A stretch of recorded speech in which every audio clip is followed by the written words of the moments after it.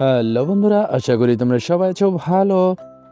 আজকে তোমাদের দেখাবো ফোনে ইমার্জেন্সি কল কিভাবে সেট করতে হয় এবং এর কি কি সুবিধা রয়েছে। তাহলে প্রথমে ইমার্জেন্সি কলের সুবিধাগুলো তোমাদের সামনে তুলে ধরছি। ইমার্জেন্সি কলের সুবিধা হলো আমরা ফোনটি যদি লক করে রাখি তাহলে ইমার্জেন্সি কল ছাড়া অন্য কোনো নাম্বারে ফোন দেওয়া যাবে না। আমি যদি ইমার্জেন্সি কলের মধ্যে 2 থেকে 3টি নাম্বার আমি সেট করে রাখি তাহলে বাসায় আমাদের ছোট ছোট ছেলে মেয়ে কিংবা ছোট ছোট ভাই বোন থাকে। আমরা যদি চাই ইমার্জেন্সি কলে যে সেট করা 2 থেকে 3টে নাম্বার আছে সেই নাম্বার ছাড়া অন্য কারো নাম্বারে ফোন না করুক কিংবা মোবাইলে ইন্টারনেট ঘাটাঘাটি না করুক, তাহলে আমরা ইমার্জেন্সি কল সেট করে তাদের হাতে দেব। এছাড়া আরেকটি গুরুত্বপূর্ণ সুবিধা হচ্ছে রাস্তাঘাটে চলাচলে আমাদের হঠাৎ অ্যাক্সিডেন্ট হতে পারে, সেই ক্ষেত্রে আমাদের ফোনটি কিন্তু লক করা থাকে। এক্ষেত্রে ইমার্জেন্সি কল যদি সেট করা না থাকে তাহলে সেই লক ফোন থেকে কিন্তু আমার পরিচিত কাউকেই ফোন দিতে পারবে না। এই ক্ষেত্রে আমি ইমার্জেন্সি কলে আমার সবচেয়ে কাছের মানুষের নাম্বারটি কিন্তু সেট করে রাখতে পারি। এবার ফোনটি যদি লক করাও থাকে, বাই চান্স আমার যদি কোনো দুর্ঘটনা ঘটে তাহলে যে কেউ আমার ফোন থেকে ইমার্জেন্সি নাম্বারে কিন্তু কল করতে পারবে। এখন তোমাদের দেখাচ্ছি ইমার্জেন্সি কল কিভাবে সেট করতে হয়।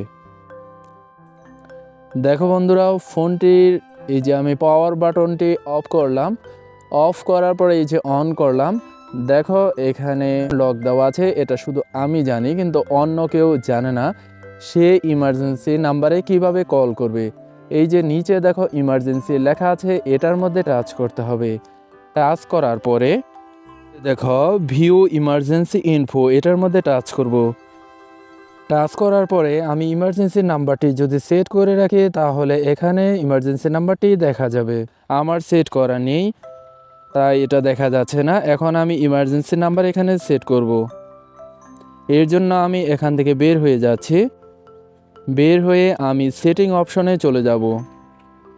এর জন্য আমার ফোনটি লক করা আছে, আমি প্রথমে আনলক করে নেব।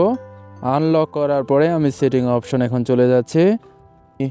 মোবাইলের উপর থেকে আঙ্গুলটি আলতো করে নিচের দিকে টান দেবো, টান দেওয়ার পরে সেটিং অপশনটি পেয়ে যাব। এই অপশনটির উপর টাচ করব। টাচ করার পরে এই যে উপরে সার্চ অপশনে গিয়ে লিখব ইমার্জেন্সি কন্ট্রাক্ট। উপরে দেখো ইমার্জেন্সি কন্ট্রাক্টস, এটার মধ্যে টাচ করব। টাচ করার পরে এই যে এখানে দেখো ইমার্জেন্সি কন্ট্রাক্টস লেখা আছে, এটার মধ্যে টাচ করব।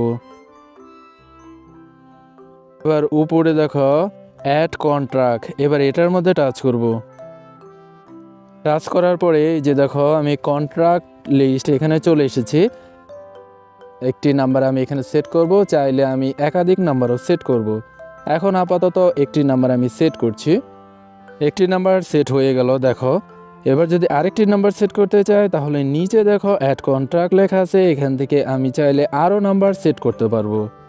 নাম্বার যদি আমি সহজে খুঁজে না পাই তাহলে যে উপরে সার্চ অপশনে গিয়ে আমি নামটি লিখলেই কিন্তু আমি যে নাম্বারটি সেট করতে চাচ্ছি সেই নাম্বারটি খুব সহজে পেয়ে যাব।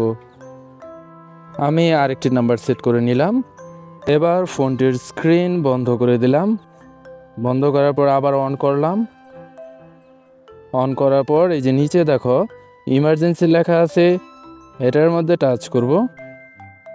এই যে উপরে ভিউ ইমার্জেন্সি ইনফো, এটার মধ্যে টাচ করব। টাচ করার পরে এই যে দেখো আমি 2টি নাম্বার সেট করে রেখেছি। তোমরা তোমাদের কাছের মানুষের নাম্বারটি সেট করে রাখতে পারো যেন কোনো দুর্ঘটনা পড়লে যে কোনো ব্যক্তি ইমার্জেন্সি নাম্বারে কল করতে পারে। আশা করি বন্ধুরা বুঝতে পেরেছো যে ইমার্জেন্সি কল কিভাবে সেট করতে হয় এবং এর কি কি সুবিধা রয়েছে। বন্ধুরা, ভিডিওটি যদি ভালো লেগে থাকে তাহলে লাইক, কমেন্ট, শেয়ার এবং সাবস্ক্রাইব করার অনুরোধ রইল।